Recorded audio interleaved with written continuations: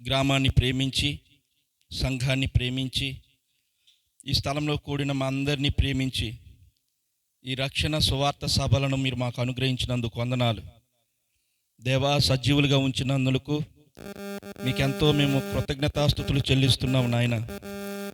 ఈ దేహంలో ఈ ప్రాణాత్మను ఉంచినందుకు దేవా మీకు వందనాలు. నీ నామాన్ని స్మరించే కృపను, మీ నామాన్ని ఉచ్చరించే భాగ్యాన్ని అవిధేయులమైన, అయోగ్యులమైన, అపాత్రులమైన మాకు మహాకృపను మీరు అనుగ్రహించారు తండ్రి. ఉన్నతమైన, శ్రేష్టమైన మీ నామాన్ని ఉచ్చరింప శక్తి సామర్థ్యాలు మాలో లేనప్పటికి కూడా మీ అమూల్యమైన రక్త ప్రోక్షణను బట్టి, ఆ దివ్యమైన బలియాగమును బట్టి, మీతో సహవాసం చేయడానికి మాకు ఇచ్చిన మంచి అవకాశం బట్టి వందనాలు. ఇంతవరకు మా సహోదరుని మీరు బలపరిచి వాడుకున్నందుకు వందనాలు నాయన. కొద్ది నిమిషాలు నీ సన్నిధిలో నిలబడుతూ ఉండగా నన్ను కూడా మీ సిలువ చాటును మరుగుపరిచి మా అందరితో మాట్లాడమని, వాక్యమును జీవింప కృపను మీరు మాకు అనుగ్రహింపజేయమని, ప్రతి ఒక్కరికి వినగలిగిన చెవులు, గ్రహించగలిగిన మనసు అందరికీ మీరు దయచేయమని యేసు నామమున అడిగి వేడుకొంచున్నాము తండ్రి, ఆమేన్. దేవుని బిడ్డలారా, మీలో ఎవరికైనా నిద్ర వస్తుందా? ఎవరికైనా నిద్ర వస్తే దయచేసి కళ్ళు కడుక్కోండి బాటిల్తో. ఎందుకంటే సమయం 9 అయింది. ఒక అరగంటే మీరు ఎవరికైనా నిద్ర వస్తే కళ్ళు కడుక్కోండి, లేకపోతే లేచి నిలబడని తప్పులేదు. ఎందుకంటే వాక్యము దేవుడై ఉన్నాడు కాబట్టి ఆయనకి మనం ప్రిఫరెన్స్ ఇవ్వాలి, ఆయన మనం గౌరవించాలి కాబట్టి తప్పులేదు. కళ్ళు కడుక్కున్నా తప్పులేదు, లేచి నిలబడినా తప్పులేదు. మంచిదండి. దేవుని బిడ్డలారా, వాక్య గ్రంథంలో నుంచి లూకా భక్తుడు రాసినటువంటి సువార్త 6వ అధ్యాయము లూకా భక్తుడు రాసిన సువార్త 6వ అధ్యాయము 6వ వచనం నుంచి 11వ వచనం వరకు మనం చదువుకుందాం. మరియు ఒక విశ్రాంతి దినమున ఆయన సమాజ మందిరంలోనికి వెళ్ళి బోధించుచున్నప్పుడు అక్కడ ఓచ కుడి చేయగలవాడొకడుండెను. శాస్త్రులను పరిసయ్యులను ఆయన మీద నేరము మోపవలెనని విశ్రాంతి దినమున స్వస్థపరచునేమో అని ఆయనను కనిపెట్టుచుండిరి. అయితే ఆయన వారి ఆలోచనలు ఎరిగి ఓచ చేయగలవానితో నీవు లేచి మధ్యను నిలువమని చెప్పగా వాడు లేచి నిలిచెను. అప్పుడు యేసు విశ్రాంతి దినమున మేలు చేయుట ధర్మమా, కీడు చేయుట ధర్మమా, ప్రాణరక్షణ ధర్మమా, ప్రాణహత్య ధర్మమా అని మిమ్మును అడుగుచున్నానని వారితో చెప్పి వారందరినీ చుట్టూ కలయజూచి నీ చెయ్యి చాపమని వానితో చెప్పెను. వాడు అలాగు చేయగానే అని చెయ్యి బాగుపడెను. అప్పుడు వారు వెర్రి కోపంతో నిండుకొని యేసును ఏమి చేయుదమా అని ఒకనితోనొకడు మాట్లాడుకుని. చాలండి, కొద్ది నిమిషాలు దేవుని వాక్యం మీద మనం శ్రద్ధ ఉంచుదాం. యేసు ప్రభు వారు ఈ భూమి మీద సువార్త ప్రకటిస్తున్న సందర్భాల్లో ఆయన విశ్రాంతి దినాన అద్భుతాలు చేసినట్లుగా మనం చూస్తూ ఉన్నాం. దేవుని బిడ్డలారా, మీరందరూ దేవుని ఎరిగిన వారే కాబట్టి అసలు విశ్రాంతి దినం అంటే ఎప్పుడు? శనివారం. విశ్రాంతి దినం అంటే శనివారం. ఆ రోజున ధర్మశాస్త్ర ప్రకారము శనివారము అనగా మన యొక్క కాలమాన ప్రకారం అయితే రాత్రి 12 గంటల నుంచి ఆ తర్వాత రోజు రాత్రి 12 గంటల వరకు మనకు ఒక రోజు. వాళ్ళకి ఎలా ఉంటుందంటే సాయంత్రం 6 గంటల నుంచి రేపు సాయంత్రం 6 గంటల వరకు ఒక రోజు. అనగా ఆ రోజు సాయంత్రం 6 గంటల నుంచి శనివారం సాయంత్రం 6 గంటల వరకు విశ్రాంతి దినం. ఆ రోజున పొయ్యలిగించకూడదు, ఏం వండకూడదు, ఏం చేయకూడదు. ముందుగానే అన్నీ ఏర్పాటు చేసుకొని ఆ రోజున విశ్రాంతి దినాన్ని పాటించాలి. ఇది ధర్మశాస్త్ర ప్రకారం చట్టం. అయితే యేసు ప్రభు వారు సేవ చేస్తున్న సమయంలో విశ్రాంతి దినాన ఒక సమాజ మందిరంకి వెళ్ళి కూర్చున్నాడు. కూర్చుంటే అక్కడ శాస్త్రులు పరిచయులు కూడా ఉన్నారు. యేసు ప్రభు వారు ఎక్కడ ఉన్నారో అక్కడ పరిచయులు ఉంటారు, అక్కడ శాస్త్రులు ఉంటారు, సద్దుకైలు ఉంటారు. ఎందుకై అంటే ఏదో తప్పు మోపాలి, ఏదో ఒక నింద మోపాలి, ఏదో ఒక నేరం మోపాలి. దేవుని బిడ్డలారా, శాస్త్రుల పరిచయుల మనస్సు ఎప్పుడు కూడా ఏదో ఒకటి నేరం మోపాలి.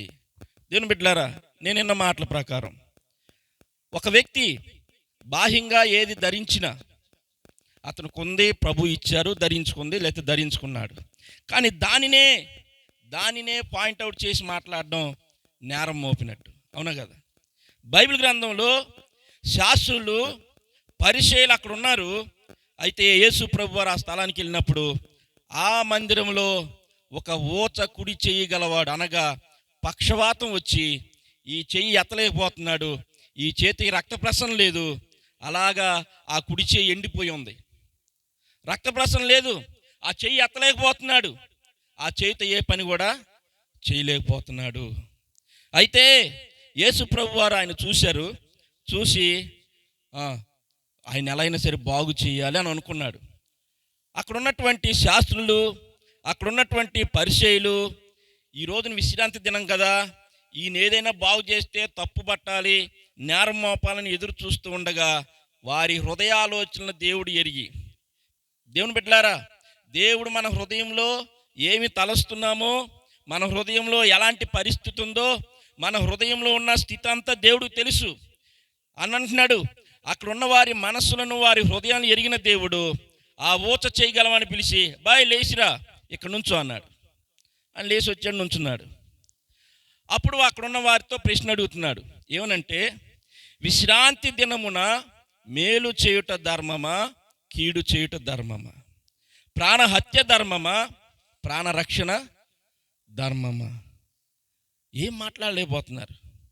దేవుని బిడ్డలారా, ఇలాంటి క్వశ్చన్లు ఆయన ఎన్నో వేశారు. మీరు బైబిల్ గ్రంథంలో చదివినట్లయితే వాళ్ళ నోర్లు మూయించడానికి యేసు ప్రభు వారు చాలా తెలివితో, జ్ఞానంతో సమాధానం చెప్తూ ఉండేవారు. నిలిచి అడుగుతున్నాడు, ఇప్పుడు ఈయనకి మేలు చేయాలా, కీడు చేయాలా? ప్రాణరక్షణ ధర్మమా, ప్రాణహత్య ధర్మమా అని అడిగినప్పుడు వారేం కూడా మాట్లాడలేకపోయేసరికి అప్పుడు అంటున్నాడు, నీ చెయ్యి పైకి చాపు అని ఎప్పుడైతే యేసు ప్రభు వారు అన్నారో వెంటనే అతని చెయ్యి బాగుపడిపోయింది. చూడండి 18వ వచనాన్ని, క్షమించాలి 10వ వచనం చూసినట్లయితే, వారినందరినీ చుట్టూ కలయజూసి నీ చేయి చాపమని వానితో చెప్పెను. వాడు అలాగు చేయగానే వాని చెయ్యి బాగుపడెను.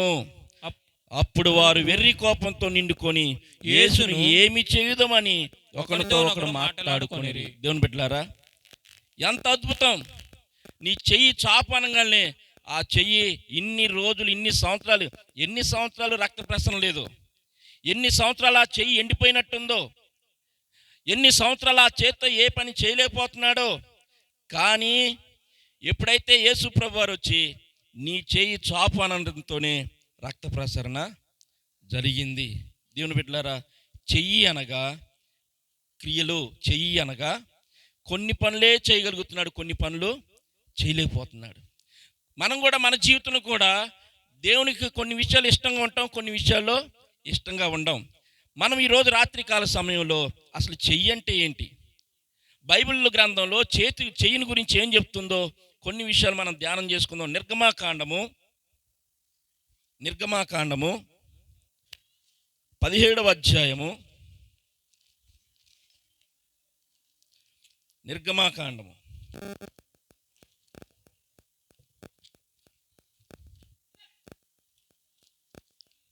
17వ అధ్యాయము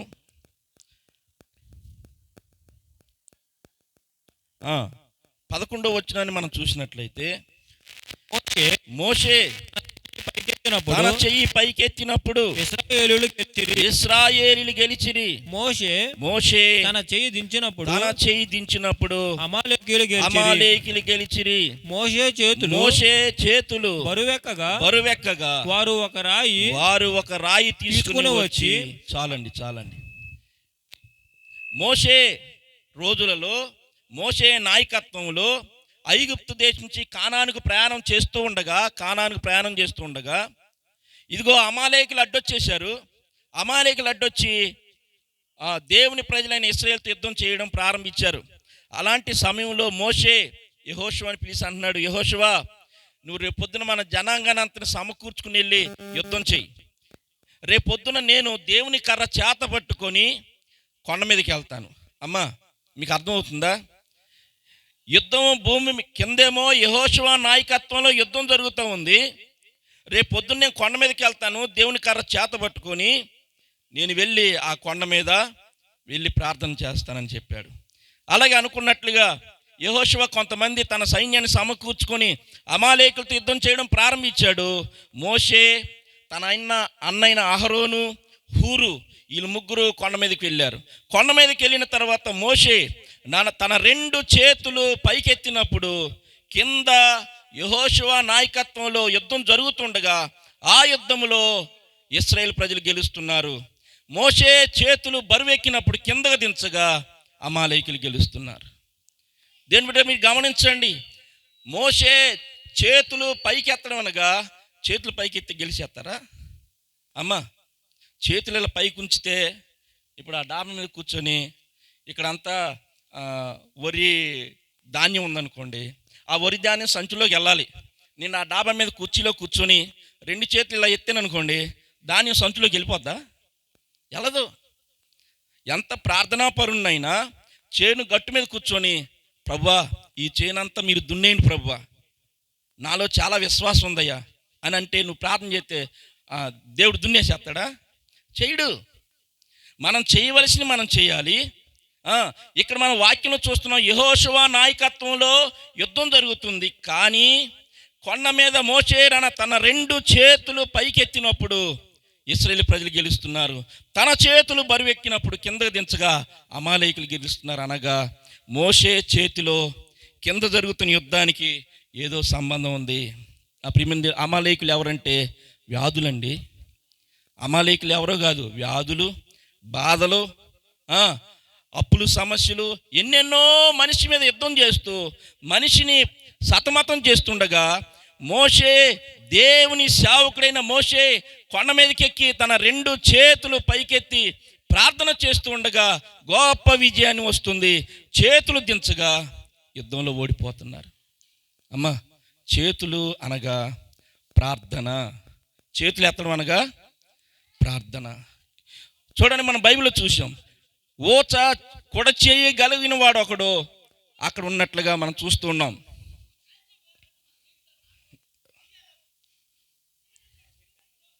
అంతేనా?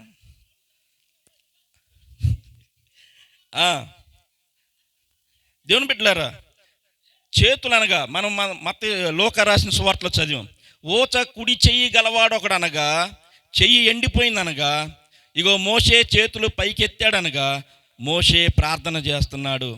అమ్మ, చేతులు ఎత్తడం అనగా ప్రార్థన చేయడం. ఇవాళ అనేక మంది జీవితాల్లో ప్రార్థన ఎండిపోయింది. చెయ్యి ఎండిపోవడం అనగా ప్రార్థన లేదు. ఉందా? మీరు మారు మనసు పొందినప్పుడు ఎంత ప్రార్థన చేశారండి? దేవుని కొత్తగా ఎరిగినప్పుడు, మారు మనసు పొందినప్పుడు, బాప్తీసం తీసుకున్నప్పుడు ఎంత భయం, ఎంత ప్రార్థన, గజగజ వణిపోయారు. గంటలు ప్రభు దగ్గర కూర్చొని కన్నీళ్ళు గార్చి ప్రార్థన చేసేవాళ్ళు. కానీ ఈ రోజున ఆ ప్రార్థన ఉందా? ఉందండి. అంటే చెయ్యి ఎండిపోయింది. చూడండి, మరొక విషయాన్ని మనం చూద్దాం. తిమోతికి రాసిన మొదటి పత్రిక 2వ అధ్యాయం 8వ వచనాన్ని మనం చూసినట్లయితే, తిమోతికి రాసిన మొదటి పత్రిక 2వ అధ్యాయము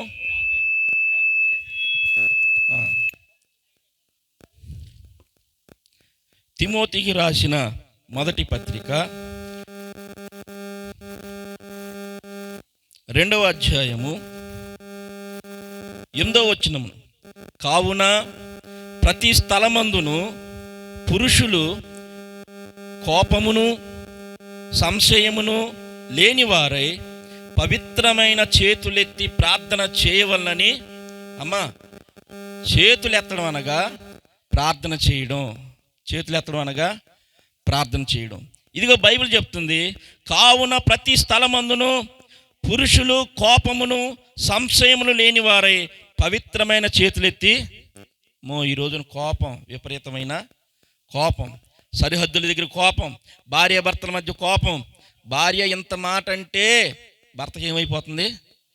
బుస్సుమని లేచిపోతున్నాడు. నన్ను ఇంత మాట అంటావా? భర్త ఏదైనా చిన్న మాట అంటే భార్య తాజ్పంలాగా భూకంపాలు వస్తున్నాయి గృహాల్లో, అవునా? ఎలాగ భూకంపాలు వచ్చినప్పుడు ఏం జరుగుతాయి? అటు ఇటు డామ్ వస్తువులు పడిపోతాయి. అలాగే వీళ్ళు అన్నం తినేటప్పుడు చూడాలి, ప్లేట్లు నెట్టేసుకోవడం, అవునా? ఒక చోట ఇద్దరు భార్య భర్తలు మరి కొన్ని వారాల నుంచి మాట్లాడుకోవట్లే, వాళ్ళిద్దరు కొన్ని వారాల నుంచి మాట్లాడుకోవట్లే. భర్తకు భయంకరంగా కోపం వస్తుంది. చూశాడు అన్నం దగ్గర కూర్చున్నాడు. అన్నం దగ్గర కూర్చున్నప్పుడు దాంట్లో కొద్దిగా ఉప్పు తక్కువైంది. ఎక్కడ? పప్పులో. ఎప్పుడైతే ఉప్పు తగ్గిందో ఇక పట్టుకున్నాడు, జుట్టు పట్టుకున్నాడు, అవునా? ఇక ఆమె అయితే గంటి పట్టుకుంది. ఇద్దరు కూడా మంచి ఫైటింగ్ సీన్. ఎందుకంటే కోపం. ఉప్పు లేదు, కొద్దిగా అనొచ్చు కదా. అబ్బే, పురుషుల్లో ఇంత ఉంది కోపం. వాక్యం అంటుంది, ప్రతి స్థలమందును పురుషులు కోపమును సంశయములు లేని వారై పవిత్రమైన ఈ రెండు మానేయాలి. నువ్వు చేతులెత్తి ప్రార్థన చేయాలంటే కోపం ఉండకూడదు. మేను కయ్యను తడుగుతున్నాడు, కయ్యను నీకు కోపమేలా. మనం కూడా ఆ సన్నివేశంలోకి వెళ్ళి డైరెక్ట్ లైవ్ చూస్తున్నారు మీరంతా కదా. దేవుని బిడ్డలారా, దేవుని వాక్యం సెలవిస్తూ ఉంది, పురుషులు కోపమును సంశయమును లేనివారై పవిత్రమైన నువ్వు చేతులెత్తి ప్రార్థన చేయాలి అంటే నీలో కోపం ఉండకూడదు. మగబిడ్డలారా, సహోదరులారా, చిన్నదానికి పెద్దదానికి ఉన్నదానికి కానిదానికి కోపం వచ్చేసి భార్యను ఎలా పెడతాడు తిట్టే పురుషులు లేరా? కయ్యను అంటున్నాడు, నీవు సత్క్రియ చేయని యెడల వాకిట పాపము పొంచును. కయ్యను నీకు కోపం ఎలా? ఎందుకు వస్తుంది కోపం? దేనికి వస్తుంది కోపం? ఆ కోపాన్ని ప్రభు దగ్గర ప్రార్థన చేసి ఆ బలహీనతను జయించాలి. అప్పుడు నువ్వు చేతులెత్తి ప్రార్థన చేస్తే గొప్ప విజయాన్ని దేవుడు మీకు ఇస్తారు. సంశయము అంటే అనుమానం. భార్య మంచి రెడీ అయితే అనుమానం, భార్య అవతను మాట్లాడితే అనుమానం, భార్య మంచి రెడీ అయితే అనుమానం, ఆ రోజే పూలు పెట్టుకుంటే అనుమానం. ఎన్ని అనుమానాలు మొగోళ్ళకి. ఇవన్నీ పక్కన పెట్టేయండి. దేవుడు అంటున్నాడు, ప్రతి స్థలమందు పురుషులు కోపమును సంశయమును లేని వారై పవిత్రమైన చేతులెత్తి ప్రార్థన చేయి. దేవుడు నీ జీవితంలో గొప్ప కార్యాలు చేస్తాడు. మోషే కొండ మీదకి వెళ్ళాడు, తన 2 చేతులు పైకెత్తాడు, ప్రార్థన చేస్తుంటే కింద యెహోషువ నాయకత్వంలో గొప్ప విజయం వస్తుంది. తన చేతులు బరువెక్కినప్పుడు కిందకు దించగా ఇశ్రాయేలు ప్రజలు ఓడిపోతున్నారు. అప్పుడు హూరు అలాగే అహరోను ఇద్దరు ఒక పెద్ద బండరాయిని తీసుకొచ్చి ఒక చోట పెట్టి మోషే గారిని అక్కడ కూర్చోబెట్టి కుడివైపున ఒకరు ఎడమ వైపున ఒకరు ఇద్దరు కూడా చేతులను బలపరిచారు. దేవుని బిడ్డలారా, ఈ సేవా పరిచర్యలు కూడా మరి రావణన్న ఒక్కడే పరిచర్య. రావణన్న ఎంత ప్రయాసపడుతున్నా మీరు అందరూ చూస్తూ ఉన్నారు, అవునా? ఇగో ఈ పరిచర్యకి నేను ఒకవైపున కాస్తాను, నేను మరొక వైపున కాస్తానని ఎవరైతే భుజాలను పట్టుకుంటారో గొప్ప విజయాన్ని మీకు ఈ ప్రాంతంలో దేవుడు ఇస్తాడని, తప్పకుండా ఇస్తాడు. ఇదిగో మోషే తన 2 చేతులు అలాగా ఉంచినప్పుడు పూర్తిగా ఇశ్రాయేలీలు గెలిచారు. అందుకని ఊచ కుడి చేయగలవాడనగా ప్రార్థన ఎండిపోయింది, ప్రార్థన లేదు. ఈ రోజున ప్రార్థన లేని మన జీవితాల్లో ప్రార్థన మరలా సంపాదించుకోవాలి. కాబట్టి చేతులు అనగా ప్రార్థన. రెండవది మత్తయి సువార్త 6వ అధ్యాయము. మత్తయి సువార్త 6వ అధ్యాయము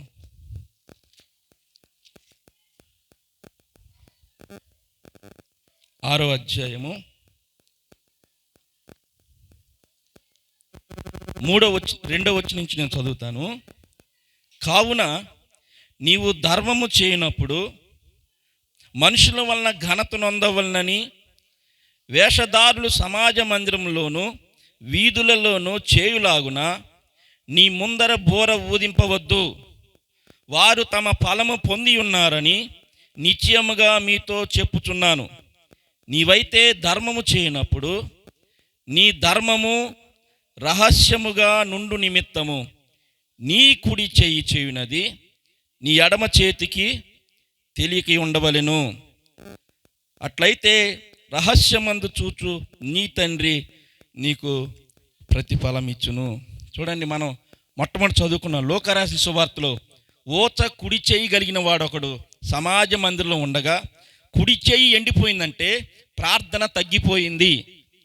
దాని సాదృశ్యంగా మోషే తన 2 చేతులు పైకెత్తినప్పుడు ప్రార్థన చేసినప్పుడు కోపంను సంశయమును మాని తమ పవిత్రమైన చేతులెత్తి ప్రార్థన చేసినప్పుడు గొప్ప విజయం ఎలా వచ్చిందో, అలాగే రెండవదిగా నీవు ధర్మము చేయనప్పుడు, నువ్వు దేవునికి ఏదైనా ఇవ్వాలి అనుకున్నప్పుడు అసలు నువ్వు ఇచ్చిన సంగతి కూడా తెలియకూడదంట. కుడి చెయ్యికి ఇచ్చింది, ఎడమ చేతికి కూడా. చూడండి, చాలామంది ఈ వాక్య ప్రకారం చూసినట్లయితే నీవు బోర ఊదించవద్దు, రహస్యమందు చూచుతున్న తండ్రి నీకు ప్రతిఫలం ఇస్తాడు. నా ప్రియమైన దేవుని బిడ్డలారా, ఇగో ఈ పరిచర్య ఈ ప్రాంతంలో ఉన్న సంఘస్థులారా, ఇది అంత భారం అయింది. అవును కదా, రామోల కుటుంబం ఉంది, రమణన్న కుటుంబం ఉంది, ఇస్సాకోల కుటుంబం ఉంది, దుర్గారావు కుటుంబం ఉంది. మీరందరూ ఒకరి మీదే భారం కాకుండా దేవుడు మీకు ప్రతిఫలం ఇచ్చినట్లుగా మీరేం చేయాలంటే ఇలాంటి మీటింగ్ సమయంలో మీరు ప్రభు కొరకు త్యాగం చేయాలి. ప్రభు కొరకు ఏదైనా, ప్రభు కొరకు నా వంతుగా నేను సహాయపడతాను, నా వంతుగా నేను ఏదైనా చేయగలుగుతాను. నీవు ధర్మము చేయనప్పుడు ఇదిగో పరలోకపు తండ్రి ప్రతిఫలం ఇస్తాడు. ప్రియమైన దేవుని బిడ్డలారా, నేను ఒక రోజున విజయవాడ ప్రాంతంలో ఉన్న బస్సు ఎక్కుతున్నా, అంటే ఏలూరు నుంచి వచ్చి ఏదో పని చూసుకొని మళ్ళా ఏలూరుకి వెళ్ళిపోవాలని మా బస్ స్టాండ్లో నుంచుని ఉన్నా. అయితే ఎప్పుడో నాకు తెలిసినటువంటి ఒక పెద్ద ఆవిడ, అంటే ఆమె ఇక ప్రార్థన చేస్తున్న, అందరికీ ప్రార్థన చేసుకుంటా వెళ్తూ ఉంటుంది. ఒకరోజు నేను బస్ స్టాండ్లో నుంచి ఉండగా వచ్చింది. అయ్యా, ఎక్కడ సేవ చేస్తున్నావు? ఏలూరమ్మ. మంచిదయ్యా. పిల్లలు బాగున్నారా? బాగున్నారు. మరి దేవుడు మందిరానికి ఎవరైనా వస్తున్నారా? ఇప్పుడేనమ్మా ప్రారంభమైంది, ప్రార్థన చేస్తున్నాం. సరేనయ్యా, నీ కోసం ప్రార్థన చేస్తా. అక్కడే రోడ్డు మీద నుంచొని ప్రార్థన చేసింది. ప్రభువా, ఈ కుమారుడి సేవను దీవించు, ఆశీర్వదించు, అనేకులు రావాలి ప్రభు. ఆ విధవరాలు ప్రార్థన చేసింది.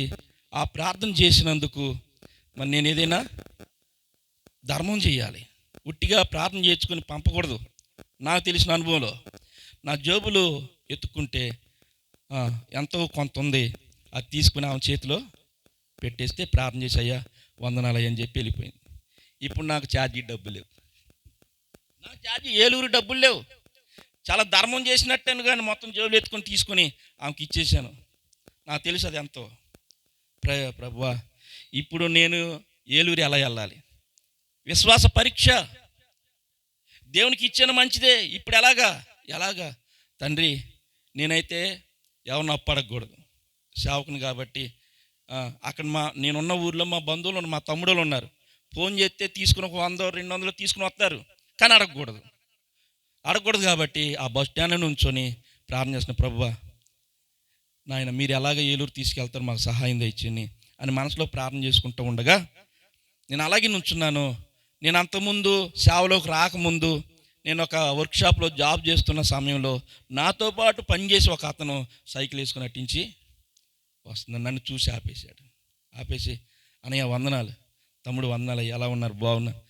పిల్లలు బాగున్నారా? బాగున్నారు. ఆమె నన్ను అడిగిన క్వశ్చన్ అన్నీ నేను అడిగా, బాగున్నారా? బాగున్నారు. అయిపోయింది. అయ్యా, చిన్న ప్రార్థన చేయండి అన్నాడు. సరే, చిన్న ప్రార్థన. ప్రభువా, నీకు చాలా సంవత్సరాలు కలుసుకున్నాం అని నేను ప్రార్థన చేశాను. నేను ప్రార్థన చేసేసరికి ఆయన నా జోబులో పెట్టాడండి. నేను ఎంతైతే ఆ వృద్ధురాలికి, ఆ విధవరాలికి నేను ఇచ్చి ప్రార్థన చేయించుకున్నానో, మీరు నిజంగా నమ్మండి, 2 నా జోబులోకి దేవుడు పంపించారు. ఇదేంటి డబ్బు గురించి చెప్తున్నాను అనుకుంటున్నారా?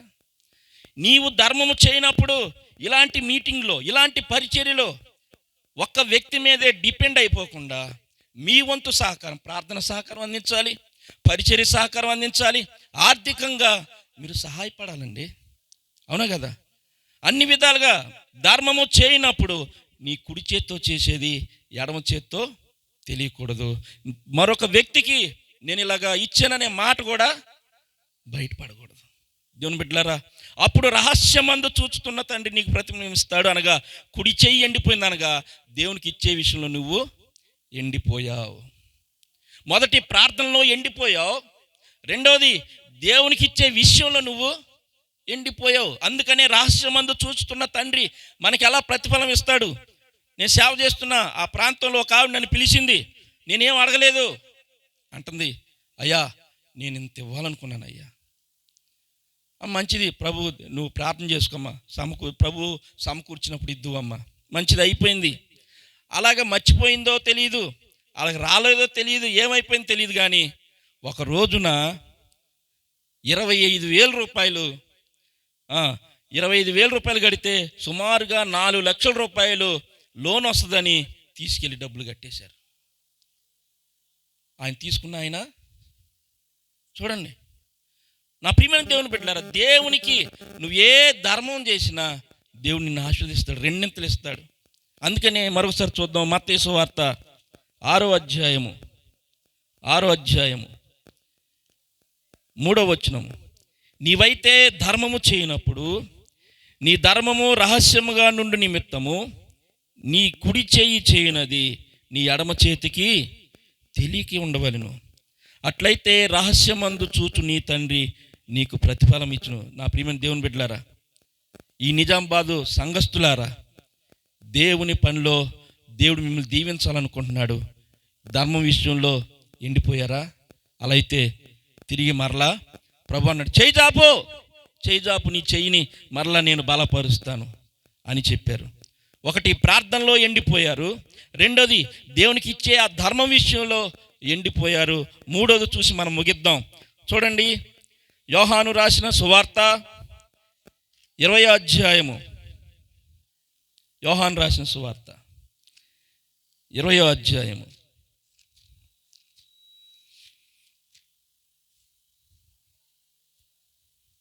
27వ వచనాన్ని మనం చూసుకున్నట్లయితే, యోహాను సువార్త 20వ అధ్యాయము 27వ వచనాన్ని మనం చూసుకున్నట్లయితే, తరువాత తోమాను చూచి, నీ వ్రేలు ఇటు చాచి నా చేతులు చూడుము, నీ చెయ్యి చాచి నా ప్రక్కలో ఉంచి అవిశ్వాసివి కాక విశ్వాసివై. ఈనండి, దేవుడి దగ్గరికి దేవునితో ఉన్నాడు, దేవుని సేవలో అపోస్తులుగా ఉన్నాడు, దేవుడు చేసిన అద్భుతాలు చూశాడు, ఆయన సేవా పరిచయలో వాడబడ్డాడు, ఎన్నెన్నో చేశాడు. కానీ దేవుడి దగ్గర నుంచి ఒక హెచ్చరిక వచ్చింది. ఏంటంటే, నువ్వు అవిశ్వాసివి కాక విశ్వాసిగా. ఏంటంట, ఈయన చేతులు ఎలాంటి అంటే అనుమానపు చేతులు. అనుమానం ఇందాడే చెప్పుకున్నాం.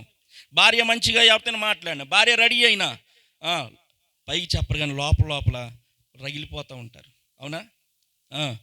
ఒక ఆయన, దేవుని బిడ్డలారా, ఆమెమో గుమ్మం దగ్గర బయట ఎక్కడ కూర్చుంది భార్య, ఈయన లోపల ఎక్కడ ఉన్నాడు. మల్లేశ్వరి అన్నాడు. అంటే ఆమె ఉలకలేదు, పలకలేదు. సరే, ఈ 2 రోజుల నుంచి చూస్తున్నాను, ఏంటో ఏం తేడా కొడుతుంది అని ఒక 4 రోజుల నుంచి కనిపెట్టాడు. సరే, ఒక రోజున టెస్ట్ చేస్తున్నాడు. ఏంటంటే, ఆమె ఆ బయట వరండాలో ఉంది, ఈయన ఇంత దూరంలో ఉన్నాడు, నుంచుని అంటున్నాడు, మల్లేశ్వరి అన్నాడు. ఆమె ఏం పలకలా, 4-5 అడుగులు ముందుకేసాడు. మల్లేశ్వరి అన్నాడు, ఏం పలకలేదండి. అమ్మా, దీనికి చోటు వచ్చేసింది, ఈయనకేం డౌట్ వచ్చేసింది, ఈయనకి మల్లేశ్వరికి చోటు వచ్చేసింది. మరొక 3 అడుగులు వేసి మూడోసారి మల్లేశ్వరి అన్నాడు. ఎందుకయ్యా ఇంద నుంచి అట్ట అరుతున్నావు? ఇప్పుడు 3 సార్లు అరిచావు, ఇంతకీ ఎవరికి వినబడాలి? ఆమె అంది, ఆమె ఓయ్ అంది. మల్లేశ్వరి అని ఫస్ట్ సారి అన్నప్పుడే ఓ ఏమండి అంది. ఎవరికి వినబడాలా? ఈయనకి వినబడాలా.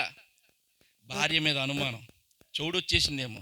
దేవుని బిడ్డలారా, అనుమానపు దయ్యాలు ఇగో పేతుల్లో ఉందేంటో తెలుసా? ఇంత సేవ చేశాడు, ఎంత దేవుని కొరకు నమ్మకంగా ఉన్నాడు, కానీ యేసు ప్రభు సజీవుడై లేచాడంటే శిష్యులందరూ చెప్పారు, మేము కళ్ళారా చూసామయ్యా, ఆయన మా దగ్గరకు వచ్చాడా, ఈ రూమ్లో ఉన్నాడా అంటే, అబ్బెబ్బే నేను ఆయన చేతులు తాకి చూడాలి, ఆయన ప్రక్కలో నా చెయ్యి పెట్టి చూడాలి, అప్పుడే నేను నమ్ముతా.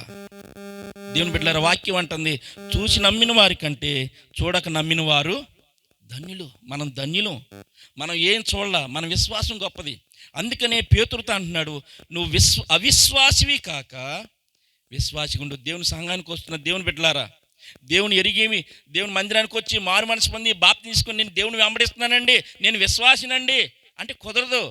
తోమా లాంటి వాళ్ళని నువ్వు అవిశ్వాసిగా ఉండొద్దు, విశ్వాసిగా ఉండు అన్నాడంటే ఏమంటే, అవిశ్వాసిగా ఉంటే వచ్చే నష్టాలు ఏంటి, విశ్వాసిగా ఉంటే వచ్చే ప్రయోజనాలు ఏంటి? రెండు విషయాలు మీతో నేను చెప్పి మాట్లాడేది.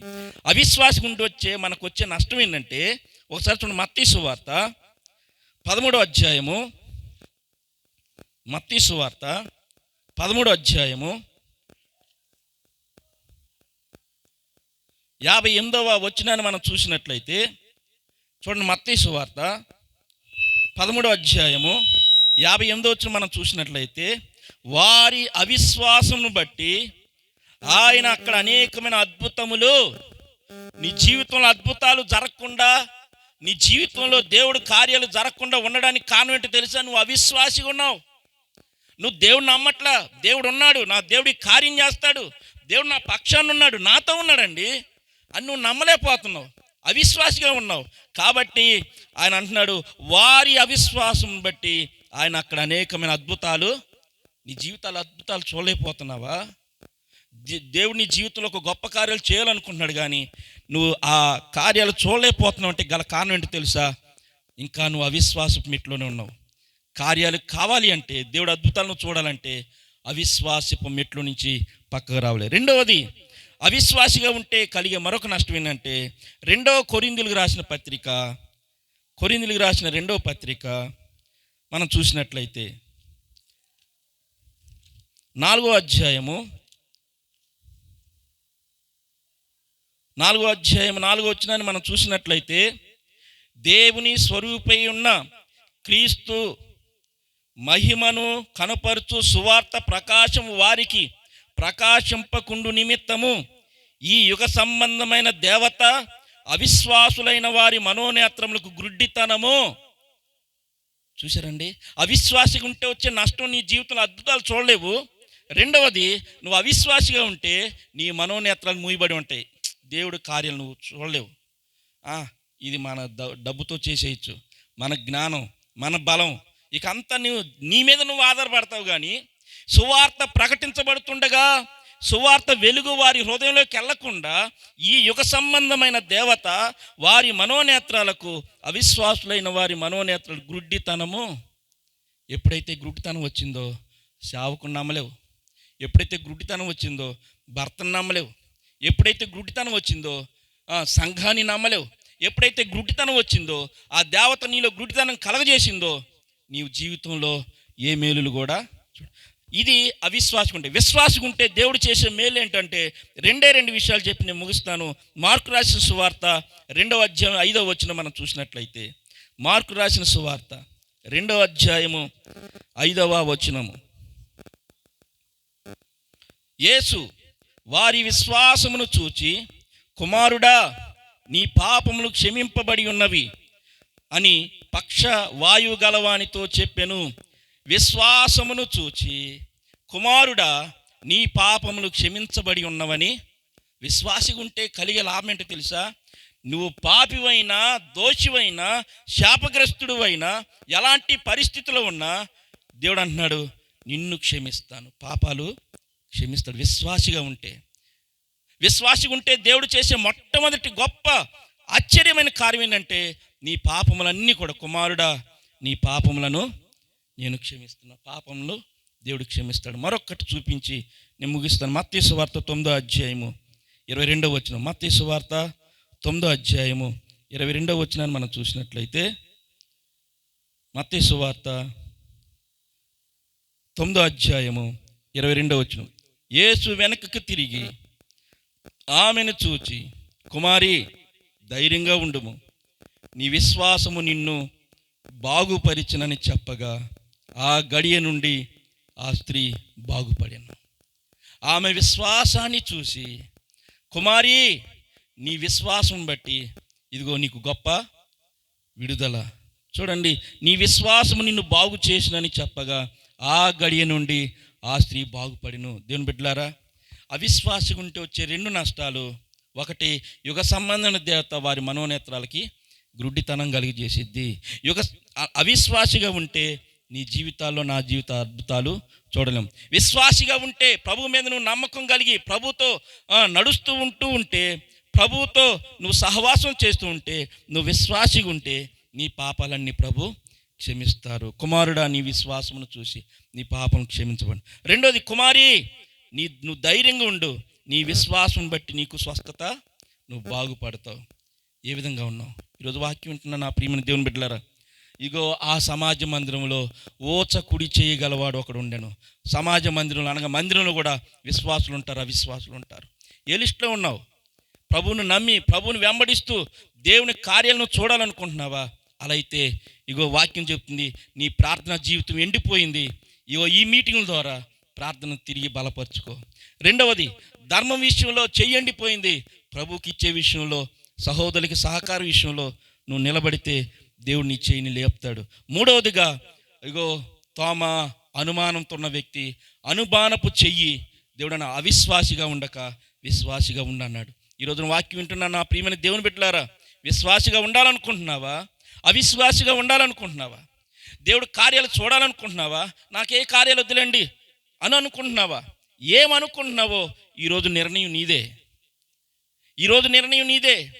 దేవుడు అంటున్నాడు, నీ పాపాలని క్షమిస్తా నువ్వు విశ్వాసిగా ఉంటే, నీకు నేను స్వస్థత ఇస్తా నువ్వు విశ్వాసిగా ఉంటే. ఏ విధంగా ఉండాలనుకుంటున్నారో ఈ ఉద్యోగ కోటాల ద్వారా నిన్ను నువ్వు ప్రశ్నించుకో. దేవుడు ఈ కొద్ది మాటలు దీవించును గాక. ప్రార్థన చేద్దాం. ప్రార్థన చేద్దాం. ఒకసారి మోకరించండి.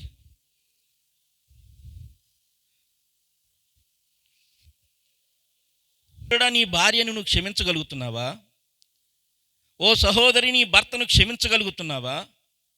ఈరోజు ఆలోచించు. అంత ధనాన్ని రాజు క్షమిస్తే తన కింద ఉన్న వ్యక్తి ఆ అప్పు చెల్లించలేదని అతన్ని చెరసాలలో వేయించినప్పుడు ఎలాంటి పరిస్థితి ఎదుర్కొన్నారో వాక్యం ద్వారా మనం విన్నాం. క్షమాపణ కలిగి, అలాగే యోహాను సువార్తలో ప్రేమ మరణం నుండి తప్పించును. దేవుని బిడ్డలారా, క్షమాపణ కలిగి ఉందాం. రెండవదిగా, ఓచ కుడి చేయగలవాడు ఉన్నప్పుడు అతని చేతిని దేవుడు బాగు చేశాడు. అనగా చేతులు అనగా ప్రార్థనా జీవితం. ప్రార్థన జీవితం ఎండిపోయాం. ఒకప్పుడు మోకరిస్తే గంటల తరబడి దేవుని పాదాలు పట్టుకొని కన్నీరు కార్చి విలపించే మనం ఈ రోజున అరగంట కూడా ప్రార్థన చేయలేకపోతున్నాం. అరగంట కూడా మన కళ్ళంట కన్నీటి చుక్క కనబడలేని పరిస్థితి. ఆవిరైపోయింది, ప్రార్థన ఎండిపోయింది, అనగా చెయ్యి ఎండిపోయింది. ఇగో ఈ కూటముల ద్వారా మనం బ్రతికించబడాలి. ఈ కూటముల ద్వారా ఎండిపోయిన చెయ్యి ఎలాగ సజీవంగా మారిందో మన చేతులు కూడా బలపరచబడాలి. ప్రార్థన తిరిగి మరలా ప్రార్థనాత్మను సంపాదించుకుందాం. రెండోది, కుడి చేయి ఎండిపోయిందనగా ధర్మం చేసే విషయంలో, ప్రభువుకి ఇచ్చే విషయంలో నువ్వు ఎండిపోయావు. రహస్యంగా చేయవలసింది ఇగో అనేకులతో పంచుకుంటూ బోర ఊదించినట్లు పరిస్థితి. పరలోకపు తండ్రి, రహస్యమందు చూస్తున్న నీ తండ్రి నీకు ప్రతిఫలం ఇవ్వాలనుకుంటున్నాడు. పోగొట్టుకోవద్దు. మూడవది, అవిశ్వాసిగా కాక విశ్వాసిగా బ్రతుకు. అవిశ్వాసిగా ఉంటే దేవుడు అద్భుతాలను నువ్వు చూడలేవు. అవిశ్వాసిగా ఉంటే యుగ సంబంధమైన దేవత మనోనేత్రాలు గుడ్డితనం కలిగి చేసిద్ది. అదే విశ్వాసిగా ఉంటే నీ పాపం నా పాపం ప్రభు క్షమిస్తానంటున్నారు. అదే విశ్వాసిగా ఉంటే ఆమె భయంకర రోగంతో బాధపడుతుండగా యేసయ్య వస్త్రపు చెంగును ముట్టింది, విశ్వాసిగా ఉంది, గొప్ప స్వస్థత పొందుకుంది. ఈ రోజున నువ్వు ఏ వ్యాధితో, ఏ సమస్యతో, ఏ ఇబ్బందులతో, ఏ కోపంతో, ఏ సంశయాలతో, ఏ అనుమానాలతో నువ్వు బ్రతుకుతున్నావో, జీవిస్తున్నావో నాకు తెలియదు. కానీ ఇగో వాక్యం విన్నా నీవు అలాంటి కోపం, అయ్యా నేను భయంకర కోపం నాలో ఏలుబడి చేస్తుందయ్యా, అనుమానం, సంశయం నాలో ఏలుబడి చేస్తుందయ్యా. దేవుడు ఈ కార్యం చేస్తాడా? దేవుడు అసలు ఉన్నాడా? దేవుడు నన్ను ఎందుకు విడిచిపెట్టాడు? అసలు దేవుడు ఉంటే నాకు ఈ శ్రమలు ఎందుకు వస్తాయి, ఈ బాధలు ఎందుకు వస్తాయని అవిశ్వాసిగా నేను మారిపోయానయ్యా, దయతో నన్ను క్షమించనని మనం ప్రార్థన చేసినట్లయితే దేవుడు మనకు సహాయం చేస్తాడు. ప్రార్థన చేద్దాం. మహోన్నతుడైన మా తండ్రి, పరిశుద్ధుడా, ప్రేమ నమ్మకం కలిగిన ప్రభువా, మీకు వందనాలు, స్తోత్రాలు. మా జీవితాల్లో గొప్ప క్షమాపణ కలిగి ముందుకు సాగడానికి సహాయం దయచే. మా సహోదరులను, మా భార్యను, బిడ్డలను, కుటుంబాన్ని, నా ఇరుగు పొరుగు వారిని అందరినీ క్షమించగలిగిన మనసు నాకు దయచేయండి ప్రభువా. తప్పులేదికే నేరములు మోపే మనసు నాలో ఉండనివ్వద్దు. దేవ, వాక్యం విన్నాం, వాక్యాన్ని హృదయంలో భద్రం చేసుకోవడానికి కృప చూపించండి. అలాగే ప్రభువా, రెండవ వర్తమానముగా అయ్యా, అవిశ్వాసిగా కాక విశ్వాసిగా ఉండమని, ప్రార్థన ఎండిపోయింది, ప్రార్థన మరలా బ్రతికించుకున్నామని, ధర్మ విషయంలో ఎండిపోయామో ధర్మ విషయంలో ముందుకు అయ్యా బ్రతకడానికి సహాయం దయచేయమని ప్రభువా వాక్యంలో మేము విన్నాం. అట్టి కృపను మాకు దయచేయండి. ఇక్కడ ప్రయాసపడుతున్న మా ప్రియ బిడ్డలు నాయన రమణన్నయ్యని, నాయన తనకిచ్చిన భార్య, ఇద్దరు బిడ్డలను కూడా జ్ఞాపకం చేసుకున్నాను. వారి పరిచర్య, వారి దేవుని కొర ఎలా ఖర్చు అయిపోతున్నారు. అలాగే నాయన రాము, తనకిచ్చిన భార్య, వారికి ఇచ్చిన కుమార్తె, వారు కూడా ప్రభువా పరిచర్య చేస్తున్నారు.